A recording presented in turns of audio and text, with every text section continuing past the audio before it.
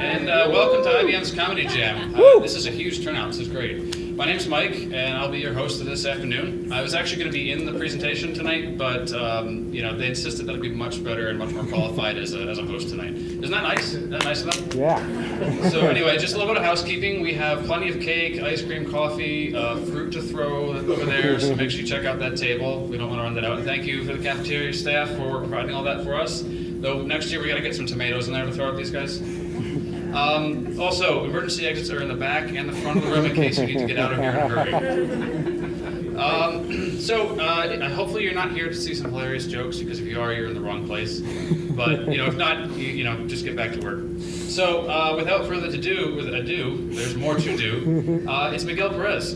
Put your hands together, everyone. Thank you, guys. How's everybody doing? Yeah. Good? Are we excited or what? All right, let's make some noise again. Come on. All right. Let's make this comedy jam great again. Okay, so you guys know who Bach was, right? He's the music guy, right? Yeah. Why couldn't he go shopping though? Because he was Baroque. It's the wrong time to become a composer. All right, what about Beethoven? Has anybody seen Beethoven lately? What has he been up to? What is he doing these days? Well, last I heard, he was decomposing. Poor guy. All right. Well, do you guys like big band performances? I personally like it. It's the right energy level, good music. But so why don't we let children watch them on television then? Too much violence and saxophone. No good. All right, so what did the green grape say to the purple grape? Breathe! Breathe! All right, bear with me. There's some bad jokes in there. It's unavoidable.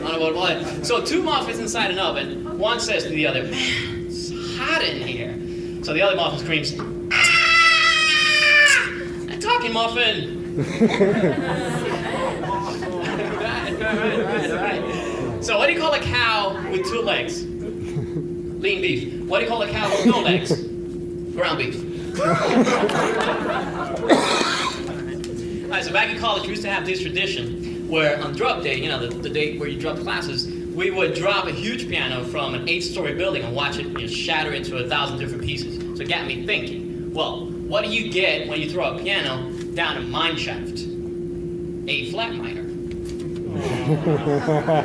I know, that's terrible. That's horrible. All right. So what do you call an Amish guy with his hand inside of a horse's mouth? A mechanic. It's a mechanic. Why else would he have his hand? It's a mechanic. All right, so what did the bread say to the jam on the breakfast table this morning? Oh man, we're toast. Okay. So the past, the present, and the future walk into a bar. It got pretty tense. Pretty tense. All right. So what's blue and smells like red paint? Blue paint. Come on, guys. I'm not trying to trick you. It's not a trick question. It's easy and simple stuff. All right. So a chameleon walks into a doctor's office frantically, and he's like, "Doctor, you gotta help me. Something wrong with me. I can't. All of a sudden, I can't change colors."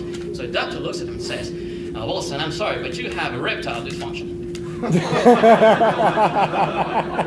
that's all, guys. Thanks a lot. It's been great. Let's hear it for Miguel. That was truly something. Well, thank you, Miguel. So up next, for a guy who doesn't have any kids, he sure knows a lot of dad jokes, it's Nick Tofano. Let's hear it. Hey guys, how's it going? No, I've never done stand-up before, so if you would, please, bear with me.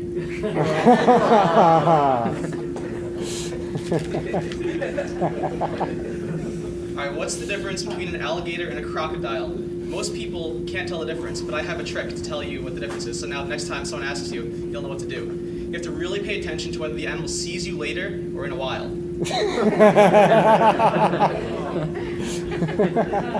Right. I don't put an orange in my beer often, except maybe once in a blue moon. I was feeling a bit down one day. My friend said to me, "Cheer up, man. It could be worse. You could be stuck underground in a hole full of water." I had no idea what he was talking about, but I knew he meant well. I bought a thesaurus, and when I opened it, all the pages were blank. I have no words to describe how angry I am. But I still really needed a thesaurus, so I went back to the bookstore, I opened up one, and there was actually words on the pages, so I bought it. It was a terrible thesaurus, though. Not only that, it was terrible.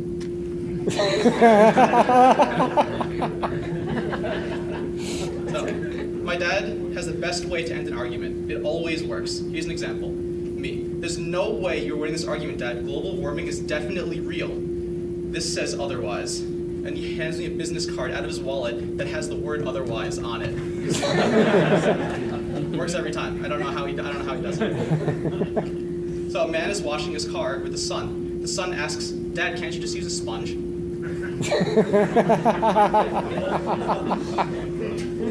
Do you know, I have a special talent. I can cut wood just by looking at it.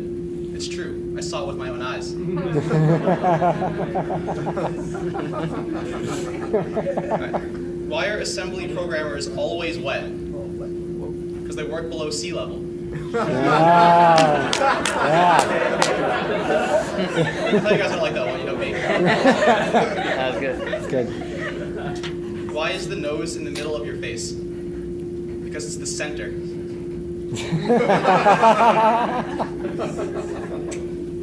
Why are there no knock-knock jokes about America? Because freedom rings.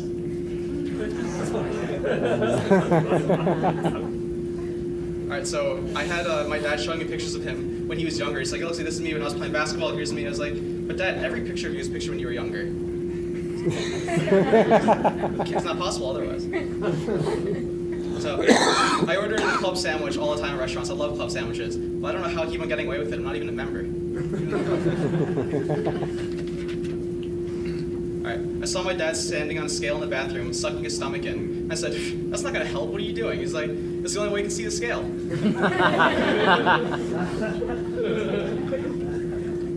I got a parking ticket for being parked illegal the other day, and I have no idea why. The sign clearly said "fine for parking."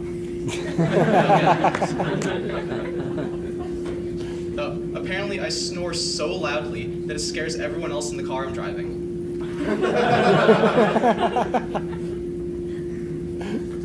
If your parachute doesn't deploy when you're skydiving, you have the rest of your life to figure it out.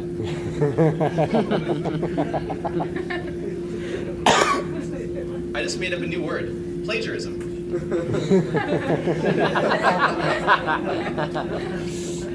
Alright, this Fibonacci joke is as bad as the last two you heard combined. That's good. My doctor told me drinking 2 glasses of red wine after a hot bath would help me, but I can't even finish drinking the hot bath.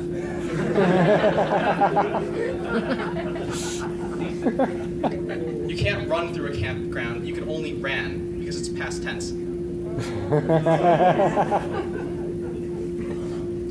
I saw a huge seagull the other day. It was big enough to be a deagle, but not quite big enough to be an eagle. And it was flying with a tiny seagull too. It very well may have been a beagle. Did you hear about the cheese factory in France that exploded? Oh, it was horrible. There was nothing left but debris. They think the Swiss did it. Their alibi was full of holes.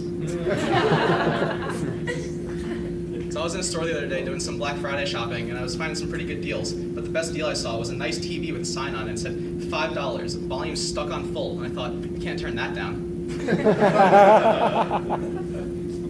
Alright, so Star Wars came out today, you know, pretty big movie, everyone's excited for it. So I got a Star Wars joke for you. What's the internal temperature of a tauntaun? Lukewarm. Alright, just gotta like cut 1 or 2 more bad ones for you, like really bad, so I hope you guys are ready for it. Alright, how do locomotives know where they're going? Lots of training. How are plateaus similar to imitation? They're both the highest form of flattery. Good. I really hate elevators, like a lot. I'm gonna start taking steps to avoid them. All right, that's all I got, guys. Thanks. All right, let's hear it for Nick. Thanks, Nick. And thanks for reminding us how we're such big nerds here. All right, next, who's ready for our final act? I'm not either. You're being too kind. The man who needs no introduction, I give you Mr. Mike Sperling. Right. Hey guys, how's it going?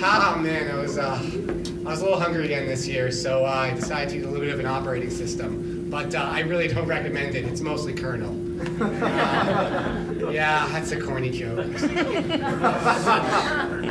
Ooh, first joke, I'm already hanging on by a thread. All right, so, anyone know what college the USB flash drive went to? Solid State. Yeah.